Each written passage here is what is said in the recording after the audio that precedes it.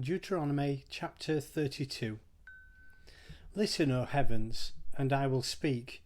Hear, O earth, the words of my mouth. Let my teaching fall like rain, and my words descend like dew, like showers on new grass, like abundant rain on tender plants. I will proclaim the name of the Lord. Oh, praise the greatness of our God. He is the rock. His works are perfect, and all his ways are just. A faithful God who does no wrong. Upright and just is he. They have acted corruptly toward him. To their shame they are no longer his children, but a warped and crooked generation. Is this the way you repay the Lord, O foolish and unwise people? Is he not your Father, your Creator, who made you and formed you? Remember the days of old. Consider the generations long past. Ask your father, and he will tell you, your elders, and they will explain to you. When the Most High gave the nations their inheritance, when he divided all mankind, he set up boundaries for the peoples, according to the number of the sons of Israel. For the Lord's portion is his people, Jacob his allotted inheritance. In a desert land he found him, in a barren and howling waste. He shielded him and cared for him. He guarded him as the apple of his eye. Like an eagle that stirs up its nest and hovers over its young, that spreads its wings to catch them and carries them on its pinions. The Lord alone led him. No foreign god was with him. He made him ride on the heights of the land and fed him with the fruits of the fields. He nourished him with honey from the rock and with oil from the flinty crag, with curds and milk from herd and flock, and with fattened lambs and goats, with choice rams of Bashan, and the finest kernels of wheat. You drank the foaming blood of the grape. Jeshurun grew fat and kicked, filled with food. He became heavy and sleek.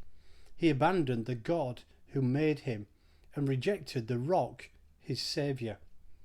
They made him jealous with their foreign gods and angered him with their detestable idols.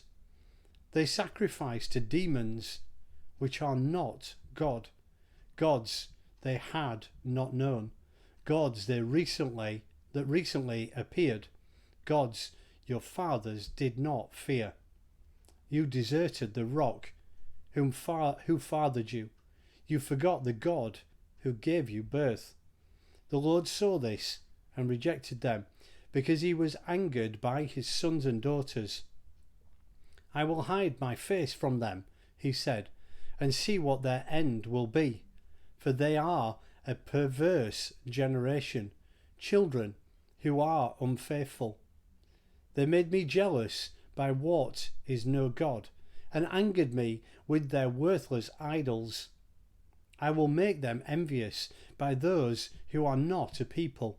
I will make them angry by a nation that has no understanding.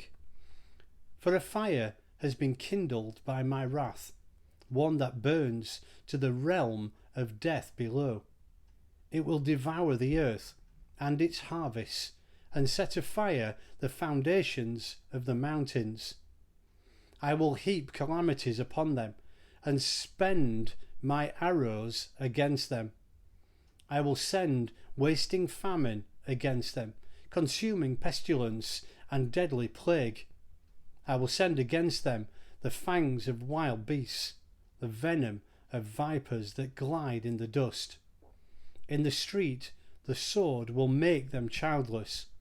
In their homes terror will reign. Young men and young women will perish, infants and grey-haired men. I said I would scatter them and blot out their memories from mankind. But I dreaded the taunt of the enemy, lest the adversary misunderstood and say, our hand has triumphed, the Lord has not done all this. They are a nation without sense. There is no discernment in them. If only they were wise and would understand this and discern what their end will be. How could one man chase 1,000, or two put 10,000 to flight, unless their rock has sold them, unless the Lord had given them up? For their rock is not like our rock, as even our enemies concede. Their vine comes from the vine of Sodom and from the fields of Gomorrah. Their grapes are filled with poison, and their clusters with bitterness. Their wine is the venom of serpents, the deadly poison of cobras. Have I not kept this in reserve and sealed it in my vaults? It is mine to avenge. I will repay. In due time their foot will slip. Their day of disaster is near, and their doom rushed upon them. The Lord will judge his people and have compassion on his servants when he sees their strength is gone and no one is left, slave or free. He will say, now where are their gods, the rock they took refuge in, the gods who ate the fat of their sacrifices and drank the wine of their drink offerings? Let them rise up to help you. Let them give you shelter. See now that I myself am he. There is no God besides me. I put to death and I bring to life. I have wounded and I will heal, and no one can deliver out of my hand. I lift my hand to heaven and declare, as surely as I live forever.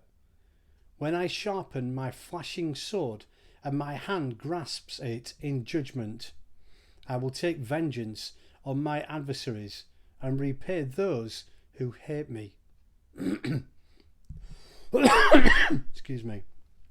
I will make my arrows drunk with blood, while my sword devours flesh, the blood of the slain and the captives, the heads of the enemy leaders.